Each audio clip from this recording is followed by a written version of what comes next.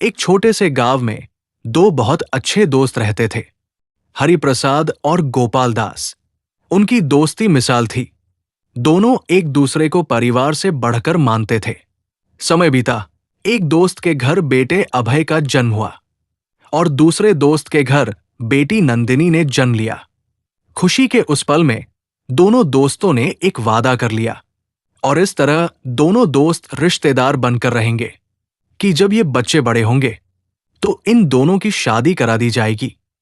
बच्चे छोटे थे, मासूम थे, उन्हें इस वादे का कोई मतलब नहीं पता था, लेकिन बड़ों के लिए यह रिश्ता दिल से जुड़ा हुआ था। बच्चे 9 साल के हो गए तो दोनों परिवार ने मिलकर शादी जैसे शगुन करवाए और एग्रीमेंट किया कि जब अभय और नंदिनी 20 साल के हो जाएंगे तब विदाई करा के ले जाएंगे। फिर एक दिन किस्मत ने भयानक करवट ली। गांव में भयानक बाढ़ आ गई। पानी ने घर, खेत, सपने, सब कुछ तबाह कर दिया। इसी बाढ़ के दौरान किसी कारणवश नंदिनी के माता पिता इस दुनिया से चले गए। एक पल में लड़की अनाथ हो गई। उसके जीवन में अब सिर्फ एक सहारा बचा था, उसके दादाजी। वही दूसरी ओर बाढ़ के बाद हालात बिगड़ते देख अभय का परिवार शहर चला गया। समय के साथ अभय के पिता भी गुजर गए और उसके जीवन में सिर्फ उसके दादाजी और सौतेली मां रह गई। लड़का पढ़ाई में होशियार था, मेहनत करता गया, आगे बढ़ता गया और धीरे धीरे एक बड़ा और सफल बिजनेसमैन बन गया। पैसे की उसे कभी कमी नहीं रही, लेकिन मां का सच्चा प्यार उसे कभी नहीं मिला। उसकी सौतेली मां उससे प्यार नहीं बल्कि उसकी दौलत से प्यार करती थी। वो चाहती थी कि सारी संपत्ति उसी के बेटे विकास के नाम हो जाए। इधर गांव में नंदिनी अपने दादाजी के साथ साधारण और संघर्ष भरी जिंदगी जी रही थी। दादाजी अक्सर बीमार रहने लगे।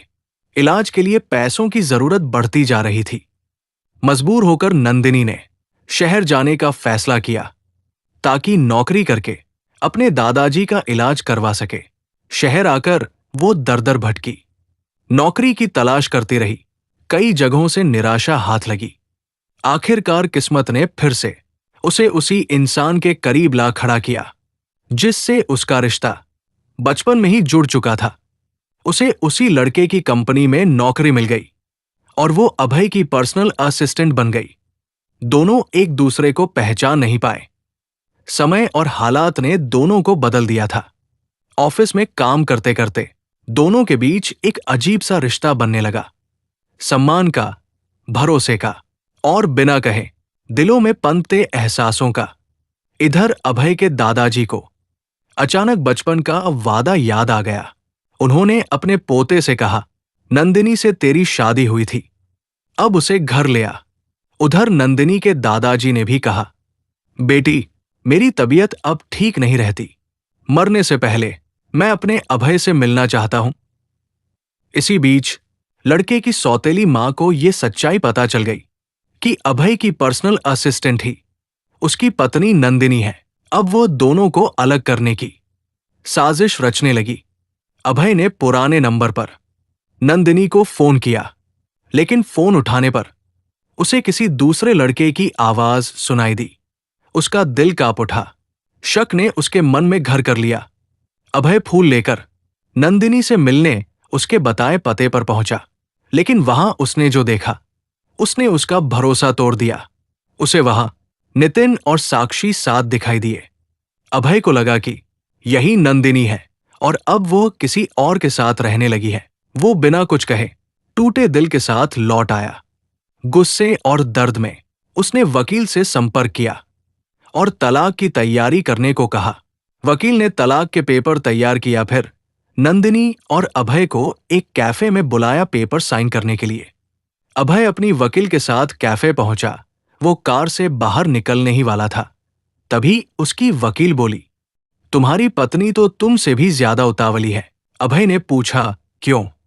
वो देखो पहले से ही आकर बैठी है। अभय बोला, तुम उसकी बात कर रही हो जो 22 नंबर टेबल पर बैठी है। वकील बोली, हाँ भाई, तुम अपनी पत्नी को नहीं पहचानते क्या? अभय ने नंदिनी के पुराने नंबर पर फोन किया। सामने नंदिनी ने फोन उठाया और अभय ने फोन काट दिया। अपने सीने पर दोनों हाथों को रखकर लंबी सांस ली। उसकी खुशी का ठिकाना न रहा और वो अपनी वकील से बोला, तुम नंदिनी को फोन करके कहो कि मैं उसे तलाक नहीं दूंगा। वकील हैरान हो गई और बोली, हम लोग अकड़ बकड़ खेल रहे हैं क्या? अभय, तुम फोन करो ना प्लीज। वकील ने नंदिनी को फोन किया और बोली, अभय ने तलाक लेने से मना कर दिया है। नंदिनी सुनते ही नाराज हुई। बोली, आखिर वो चाहता क्या है, कोई मजाक है क्या?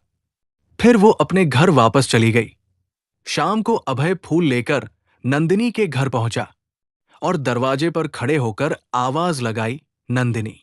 नंदिनी आवाज सुनकर घबरा गई। इतनी जोर से कौन चिल्लाया? और अपने कजन नितिन से कहा कि बाहर जो भी कोई आया है जाकर कह दो मैं घर पर नहीं हूं। नितिन बाहर गया और अभय से बोला, नंदिनी कह रही है कि वो घर पर नहीं है। अभय मुस्कुराया और घर के अंदर चला गया। अभय को देखकर नंदिनी आश्चर्य में पड़ गई और बोली, सर आप?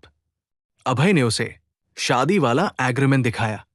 नंदिनी उसे पढ़कर हैरान हुई और उसे समझ नहीं आ रहा था। मैं क्या करूं? कुछ पल के लिए उसकी सांसें ही रुक गई और बोली, अगर ये तुम थे तो फिर तलाक क्यों मांगा?